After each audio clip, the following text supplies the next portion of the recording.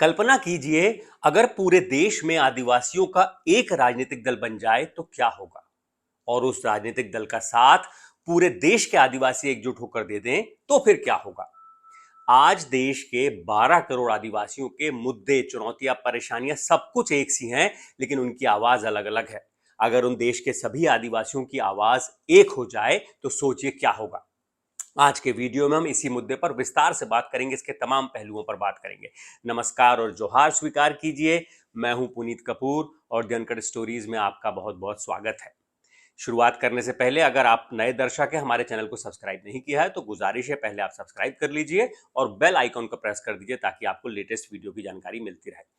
अब आते हैं टॉपिक पर कि अगर पूरे देश में आदिवासियों का एक राजनीतिक दल बन जाए तो क्या होगा। ये लाइन सुनने के साथ ही आप में से बहुत से लोग सोच रहे होंगे कि नहीं नहीं, ऐसा नहीं हो सकता, ये संभव ही नहीं है। लेकिन मैं कहूंगा रुकिए जनाब, ना सिर्फ ये संभव है बल्कि इसकी शुरुआत भी हो चुकी है। अभी 2 दिन पहले ही उत्तर पूर्व के जो राज्य हैं वहां के तमाम राजनीतिक दल एक मंच पर आए और उन्होंने ऐलान किया है कि वो 45 दिनों के अंदर सभी पार्टियों को मिलाकर एक राजनीतिक दल बनाएंगे ताकि वहां के आदिवासियों की आवाज एक बन सके। और ऐसा ऐलान करने वाले हैं मेघालय के मुख्यमंत्री कोनराड संगमा, और उनके साथ आए हैं त्रिपुरा की जो पार्टी है टिपरामोथा, उसके प्रद्युत किशोर मानिक्य। उन्होंने साथ आकर ये ऐलान किया है। तो राजनीतिक विश्लेषक इस बात को सुनने के बाद ये बोलते हैं, ये मानते हैं, ये सोचते हैं, और उन्होंने कहा कि जब उत्तर पूर्व के राज्यों में तमाम आदिवासी पार्टियां एक प्लेटफॉर्म पर आ सकती हैं, एक मंच पर आ सकती हैं, तो फिर 5वीं अनुसूची वाले राज्य जो हैं वहां के आदिवासी दल एक साथ क्यों नहीं आ सकते। इस बारे में राजनीतिक जानकारों ने कहा कि अगर देश की सभी आदिवासी पार्टियां एक नाम, एक झंडे और एक निशान के नीचे आ जाएं तो आदिवासियों की तकदीर और आदिवासी इलाकों की तस्वीर बदल जाएगी। विश्लेषक इसके 5 बुनियादी फायदे गिनाते हैं जिन पर हम विस्तार से बात करेंगे। सबसे पहला फायदा होगा राजनीतिक ताकत के रूप में। आदिवासी तब सिर्फ वोट बैंक बनकर नहीं रहेंगे बल्कि वो किंग मेकर की भूमिका में आ जाएंगे।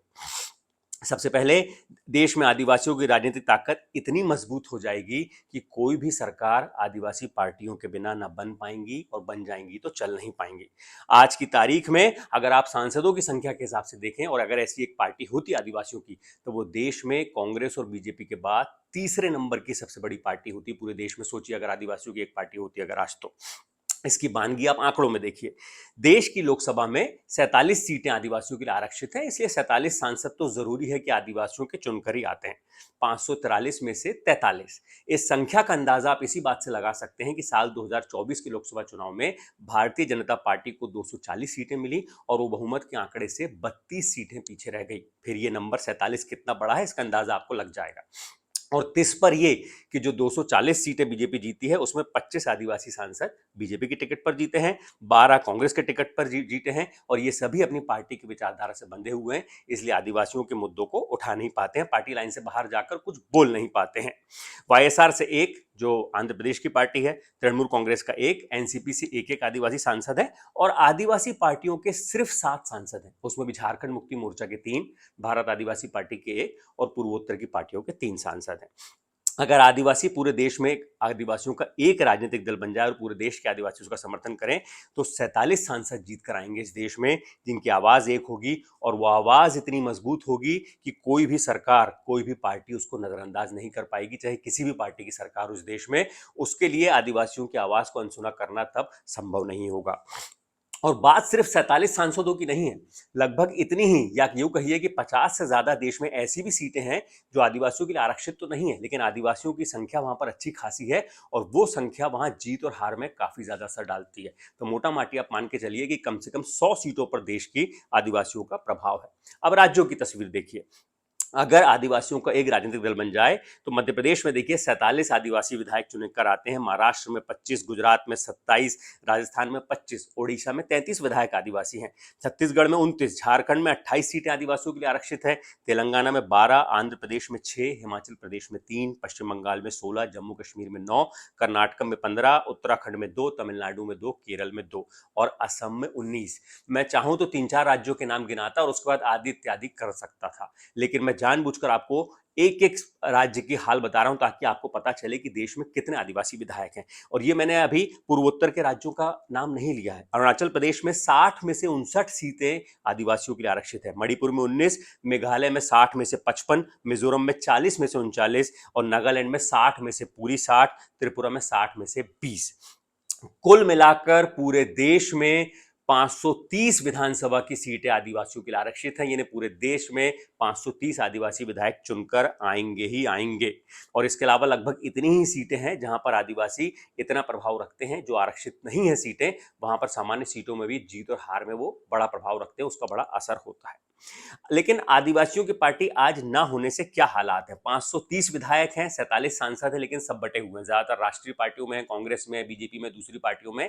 इस वजह से आज क्या हालात है? आप बताइए, कितने विधायक और सांसद हैं जो आदिवासियों के इतिहास का मुद्दा उठाते हैं, जो उन कहानियों को स्कूल की किताबों में शामिल करने का मुद्दा उठाते हैं? कितने विधायक सांसद ऐसे हैं, आप खुद सुनकर सोचकर बताइए, जिन्होंने आदिवासियों के लिए अलग धार्मिक कोड की मांग आज तक संसद या विधानसभा में की है, सार्वजनिक तौर पर की है? कितने आदिवासी विधायक हैं जो आदिवासी अस्मिता के लिए, संस्कृति के लिए और आदिवासी भाषा के लिए जिन्होंने संघर्ष किया है? संविधान ने आदिवासियों को अधिकार दिया है ताकि वो लोकसभा में, विधानसभा में अपने लिए कानून बनवा सकें, आदिवासियों के मुद्दे उठा सकें, लेकिन कितने विधायक सांसद ऐसा करते हैं, ये आप खुद सोचिएगा, आपको बताने की जरूरत नहीं है। अगर आदिवासियों का एक राजनीतिक दल बन जाए पूरे देश में, तो 47 सांसद और 530 विधायक, उनकी आवाज इतनी बुलंद होगी कि राज्यों की राजधानी और देश की राजधानी में वो उसकी गूंज इतनी ज्यादा होगी कि सरकारें उसको अनसुनी नहीं कर पाएंगी। तब आदिवासी एक आवाज में बात करेंगे अपने परेशानियों को लेकर, बच्चों के भविष्य को लेकर, तब उनका हल जल्दी मिलेगा। तब चुनाव में आदिवासियों की शिक्षा, स्वास्थ्य और रोजगार, ये बुनियादी मुद्दे होंगे। इन मुद्दों पर भी पहली बार तब देश में चुनाव लड़ा जाएगा। तब आदिवासियों के अधिकार और पहचान के मुद्दे भी सरकारों की प्राथमिकता में आ जाएंगे। वन अधिकार कानून से जमीन का अधिकार मिल जाएगा। 5वीं और 6वीं अनुसूची सही तरीके से लागू होगी। पैसा के कानून सही तरीके से लागू होंगे। आदिवासियों की जो ग्राम सभा की सरकार है वो मजबूत होगी और उन्हें वो सारे अधिकार मिलेंगे जो आज ज्यादातर कागजों पे है। ये पहला फायदा है। दूसरा फायदा संगठन और एकता का होगा। पूरे देश के आदिवासी एकजुट हो जाएंगे। जो जानकार हैं आदिवासी मामलों को, राजनीतिक जानकारी बताते हैं कि पूरे देश में आदिवासी अभी बिखरे हुए हैं। जो वहां पर स्थानीय स्तर की पार्टियां हैं, उनको भी वहां के आदिवासियों का समर्थन नहीं मिलता। आप देखेंगे तो गोंडवाना गणतंत्र पार्टी, जयस है, भारत ट्राइबल पार्टी, भारत आदिवासी पार्टी, उन्हें भी पूरी तरीके से समर्थन नहीं मिलता। क्योंकि जानकार इसकी वजह बताते हैं कि आम आदिवासी सोचते हैं कि अगर उन्होंने समर्थन किया भी तो तस्वीर में बहुत ज्यादा बदलाव आएगा नहीं। आम आदिवासी सोचता है कि ज्यादा से ज्यादा इन पार्टियों के दो चार विधायक जीत कर आएंगे जो राष्ट्रीय पार्टियों के सामने बौने साबित होंगे, इसलिए बहुत ज्यादा तस्वीर बदलेगी ही नहीं। तो बहुत से लोगों को लगता है कि उनका वोट खराब हो जाएगा, इसलिए वो सोचते हैं स्थानीय पार्टी है, दो चार विधायक जीत गए तो राज्य में या देश की संसद में क्या ही दखल रहेगी, इसलिए वो साथ नहीं देते हैं। लेकिन अगर पूरे देश में आदिवासियों का एक राजनीतिक दल बन जाता है तो उस बात की पूरी संभावना है कि आदिवासी एकजुट हो जाएंगे, क्योंकि तब उनको पता होगा, वो नंबर पता होगा 47 सांसदों का और 530 विधायकों का, जिसका क्या दखल हो सकता है, क्या उसका दमखम हो सकता है, इस बात का आदिवासी, जो आम आदिवासी अंदाजा लगा सकते हैं। इसलिए तब उनकी वजन ज्यादा होगा, इसलिए तब बहुत संभावना है कि पूरे देश के आदिवासी एकजुट हो जाएंगे। इसके साथ ही एक मजबूत संगठन मिलेगा। देश के सभी राज्यों में एक ऐसा आदिवासी मजबूत संगठन बनेगा जो करोड़ों आदिवासियों की आवाज होगा। आज पूरे देश में 20 से ज्यादा ऐसे राज्य हैं जहां पर आदिवासियों की स्थानीय पार्टियां भी नहीं है, इसलिए उनके जो छोटे छोटे से मुद्दे हैं, मूल मुद्दे, उन्हें उठाने वाला कोई नेता नहीं है। ऐसे राज्यों में अगर आदिवासियों के साथ अन्याय होता है, उनकी जमीन छीनी जाती है, गांव में अच्छे स्कूल और अस्पताल नहीं है, तो ऐसे मुद्दों को उठाने के लिए कोई वहां पर आदिवासियों का नेता ही नहीं है। जो राष्ट्रीय पार्टियों के नेता है, वो पार्टी की विचारधारा में चलते हैं, वो बहुत ज्यादा इन मुद्दों को उठा नहीं पाते हैं। अगर आदिवासियों का एक राजनीतिक दल बन जाए तो पूरे देश में एक ऐसा मजबूत संगठन बनेगा जो स्थानीय स्तर के मुद्दों को भी जोर शोर से उठाएगा, और तब उनकी आवाज जो है वो सुनी जाएगी, जिसकी आज तक कहीं पर बहुत ज्यादा सुनवाई होती नहीं है आम आदिवासी की आवाज की। तब उस आवाज की भी सुनवाई होगी। तब अगर झारखंड में आदिवासियों की जमीन छीनी जाएगी तो मध्य प्रदेश, गुजरात, महाराष्ट्र, राजस्थान से लेकर गुजरात तक उसका विरोध होगा। अगर छत्तीसगढ़ के हसदेव में जंगल काटे जाएंगे तो तमाम राज्यों में उसका विरोध होगा। मध्य प्रदेश में अगर किसी आदिवासी के साथ अन्याय होगा तो उसके विरोध की गूंज पूरे देश में सुनाई देगी, क्योंकि तब उनका एक संगठन होगा। तीसरा फायदा जो जानकार बताते हैं वो है आदिवासियों का आर्थिक विकास होगा। आज पूरे देश में आदिवासी इलाकों में सबसे ज्यादा प्राकृतिक संसाधन है। कोयला, लौह अयस्क और बॉक्साइट से लेकर तमाम वन संपदा तमाम आदिवासी इलाकों में आप देखेंगे, झारखंड में, छत्तीसगढ़ में, तमाम जगहों पर सबसे ज्यादा है। लेकिन पूरा मुनाफा उद्योगपतियों के पास चला जाता है। तब अगर आदिवासियों को एक राजनीतिक दल होगा, तब नीति निर्धारण में भी उनका इतना दखल होगा कि ऐसी नीतियां बनेंगी कि जो है माइनिंग का पूरा मुनाफा आदि उद्योगपति अपने घर लेकर नहीं जाएंगे, बल्कि स्थानीय आदिवासियों के लिए स्थानीय इलाकों के विकास में भी उस पैसे का इस्तेमाल होगा, और तब सबसे पिछड़े तबके के पर खड़ा आदिवासी कुछ कदम आगे चलकर थोड़ा आगे आ पाएगा। बहुत आगे भी जरूर आएगा, लेकिन जानकार मानते हैं कि उसमें एक लंबी प्रक्रिया है, एक लंबा समय लगेगा, क्योंकि अभी बहुत ज्यादा पिछड़ापन है आदिवासियों में और आदिवासी इलाकों में।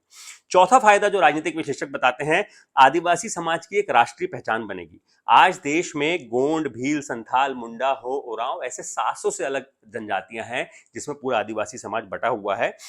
लेकिन अगर एक संगठन बन जाएगा, एक राजनीतिक दल बन जाएगा, तो 12 करोड़ आदिवासी उसके अंदर, उसके बैनर तले एकजुट हो जाएंगे, और तब सरकारों को जनगणना में धर्म का अलग कॉलम देना होगा, जो आदिवासियों की बरसों पुरानी मांग है। तब जाकर वो मांग भी पूरी होगी। तब किसी भी आदिवासी के बच्चे का जब स्कूल में नाम लिखवाया जाएगा, तो वो वहां पर धर्म के कॉलम में गर्व से अपना एक अलग धर्म का नाम लिख पाएगा, और तमाम सरकारी दस्तावेजों में वो अलग धर्म का कॉलम लिख पाएगा, और उनकी जो बरसों पुरानी, हजारों साल पुरानी जो पहचान है, वो वापस लौटेगी, उनका गौरव लौटेगा, और एक अलग आदिवासी पहचान से वो पूरे देश में जाने जाएंगे। आज कितनी अलग अलग पहचान है, ये भी आपको बताने की जरूरत नहीं है। पांचवा जो फायदा बताते हैं, फायदे बहुत सारे हैं, लेकिन जानकारों से हमने बात करके जो 5 मुख्य फायदे हैं वो हम आपको बता रहे हैं। आदिवासियों के गौरवशाली इतिहास के बारे में पूरा देश जान पाएगा। आज अकेले बिरसा मुंडा हैं जिनके बारे में पूरे देश के लोग जानते हैं, लेकिन तमन डोरा का नाम कितने लोग जानते हैं, सिद्धू कान्हू मुर्मू का नाम कितने लोग जानते हैं, कोमराम भीम रामजी गोंड का नाम कितने लोग जानते हैं, कालीबाई भील का नाम कितने लोग जानते हैं, भीमा खाज्या नायक का कितने लोग नाम जानते हैं, जतरा भगत से लेकर तिलका मांझी का नाम कितने लोग जानते हैं। अगर एक राजनीतिक दल, एक मजबूत संगठन बनेगा, तो जनजातीय गौरव दिवस सिर्फ 15 नवंबर को नहीं मनाया जाएगा, बल्कि तमाम आदिवासी जो महानायक हैं उनकी जयंती पर पूरे देश में एक साथ मनाया जाएगा। तब न सिर्फ आदिवासी, बल्कि देश के जो दूसरे आम तमाम लोग हैं, 144 करोड़ लोग जान पाएंगे आदिवासी नायकों के गौरवशाली इतिहास के बारे में, और तब जाकर उन नायकों का इतिहास स्कूल की किताबों में भी पढ़ाया जाएगा। तब एक अलग गौरवशाली इतिहास की कहानी जो छिपी हुई है, वो तमाम दुनिया के सामने, देश भर के सामने आएगी। अगर आप आज की डेट में भारत का नक्शा उठाकर देखेंगे, तो हर जगह, पूर्व में बिहार, झारखंड से लेकर आप पश्चिम बंगाल ले लीजिए, उत्तर पूर्व के राज्य ले लीजिए, पश्चिम में गुजरात, राजस्थान, उत्तर में जम्मू कश्मीर, लद्दाख से लेकर दक्षिण में तमिलनाडु, केरल, सुदूर अंडमान तक, कोई भी ऐसा राज्य नहीं है जहां पर आदिवासी नहीं रहते। हर जगह आदिवासी रहते हैं। देश के 36 में से 32 राज्यों में आदिवासी रहते हैं। 12 करोड़ उनकी आबादी होती है। तमाम अलग छोटे छोटे स्थानीय दल हैं जो आदिवासियों के मुद्दों को लेकर आवाज उठाते हैं, लेकिन उनकी आवाज बिखरी हुई है, ना उनका एक दल है, ना एक संगठन है। जानकार मानते हैं कि अगर एक दल, एक निशान, एक झंडे के नीचे अगर आदिवासी आ जाएं, तो वाकई में, जैसा मैंने पहले भी कहा, कि उनकी तस्वीर बदल जाएगी, उनकी तकदीर बदल जाएगी।